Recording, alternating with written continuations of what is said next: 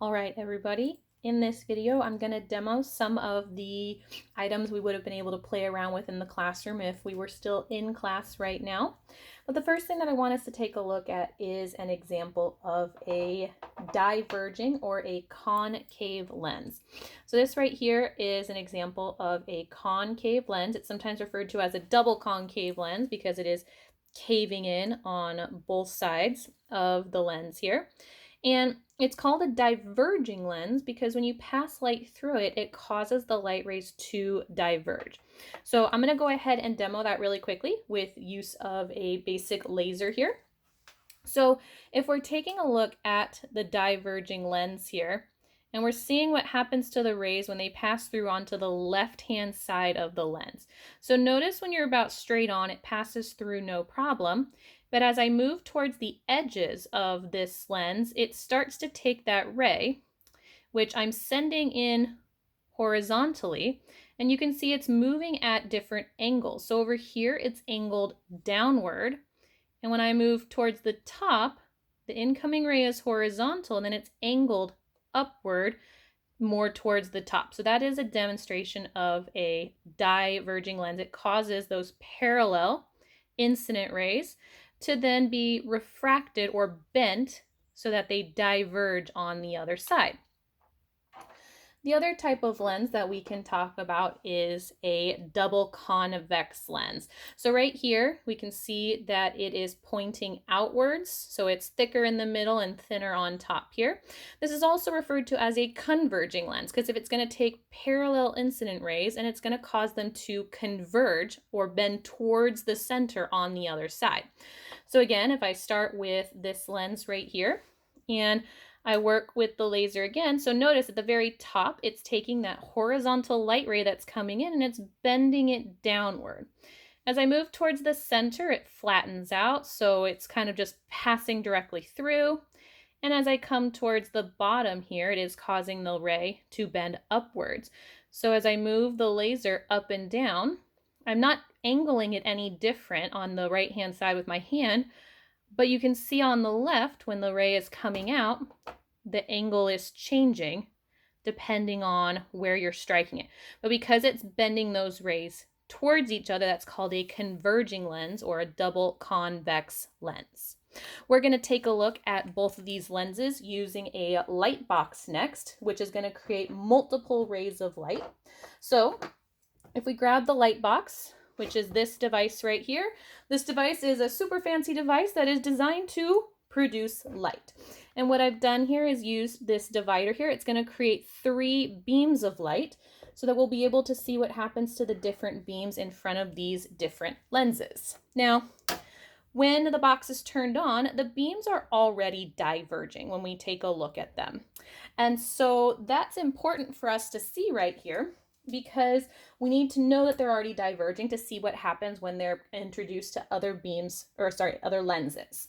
So if we start again with the double concave lens, the diverging lens, we can see right here that it takes those beams of light that were already diverging and it causes them to diverge even farther. You can see the center beam,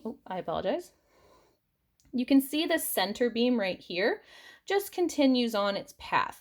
But over here we had it angled down and then it's bending more sharply down here at the bottom.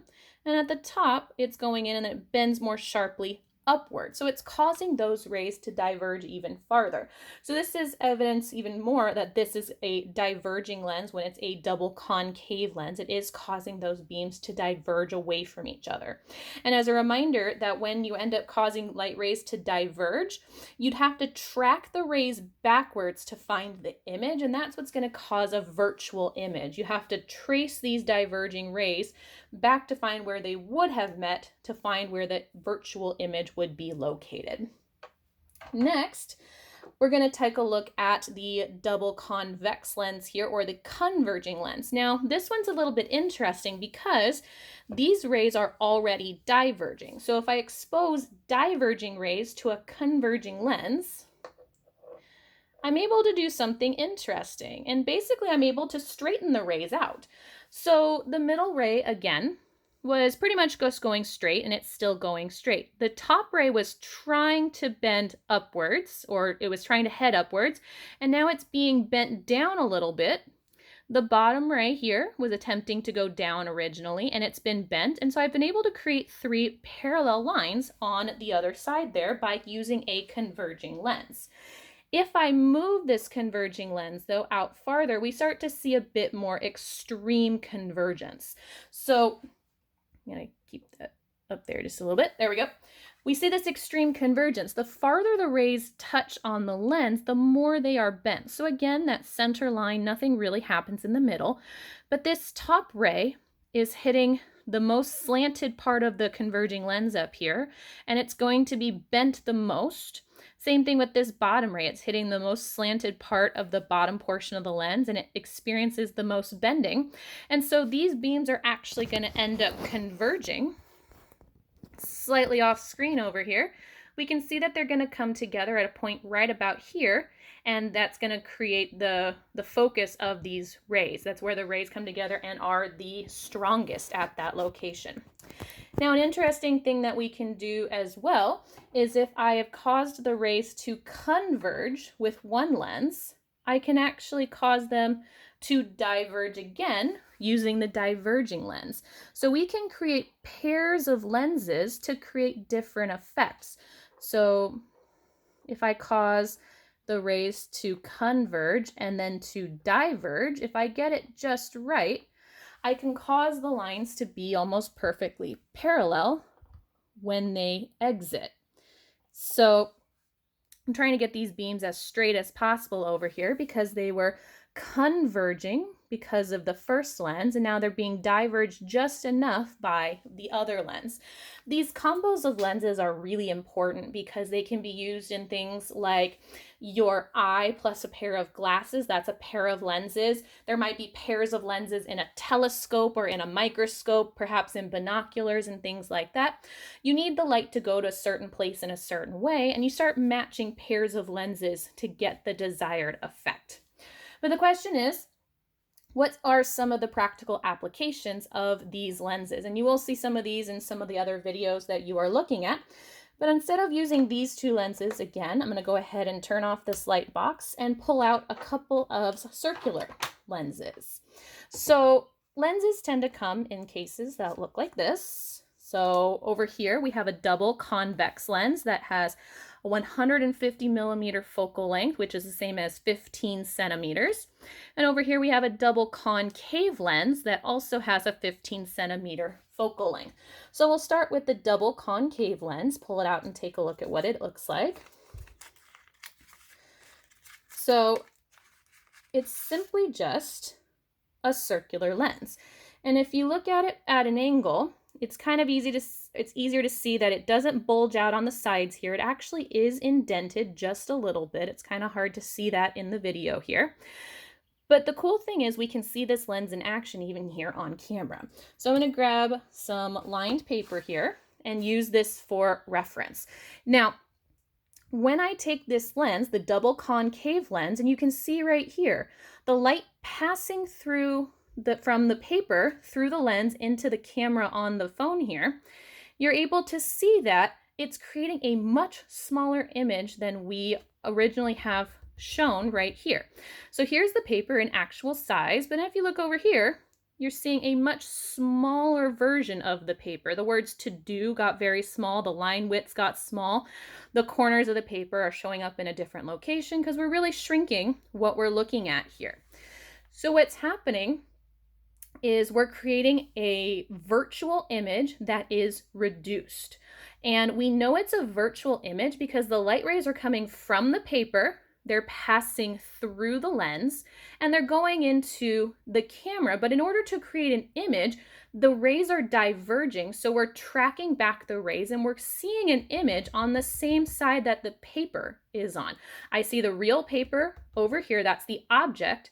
And the image is showing up on the same side of the lens as the object. I'm seeing the image behind the lens, and I'm seeing the image, which is created, behind the lens, and the original object is also behind the lens. So when we're dealing with lenses, it's going to be a virtual image when you're able to see the original object and its image on the same side of the lens, because the light rays should be passing through the lens and creating an image on the other side. But we can't see it that way. We see it over here. That's a virtual image we've tracked the rays back to create. Now, this is a useful creation right here that we're able to see more in our field of view. And one of the things that we use a lens like this for is when you want to look through the peephole on a door. You want to be able to see a person or as much as possible on your porch, and so you want to have a larger field of view, so you need a reduced image in order to make that happen. Another case of using a diverging lens is on a flashlight. You want to have that beam spread out and go wide as far as possible, and so a diverging lens is really useful in that case as well. So we'll take that diverging lens and put it away. And next comes the converging lens, or the convex lens. So if we go ahead and pull this one out, it's got a little more packaging. No reason other than that's just how the company did it. So the converging lens here, very similar when I take away the wrap bearing. It looks like a circle of glass again. But if I take this lens and I turn it vertical, you can see just a little bit, it bulges out just a hair on both sides. I don't want to touch it with my fingers to show you that it's a little bit thicker because I don't want to put fingerprints on it, but it is thicker in the middle than it is at the edges. It does bulge out slightly on both sides here. And we can really see that it's a converging lens when we come over here and take a look at the paper here. So we're seeing a very, very different response here compared to what we saw with the diverging lens or the concave lens. This is causing an enlargement. It's like a magnifying glass. In fact, it's the exact same type of lens that you find in a magnifying glass. If you turn this over, if you're able to touch a magnifying glass, it's thicker in the middle and it's thinner at the edges because it is a convex lens or it is a converging lens.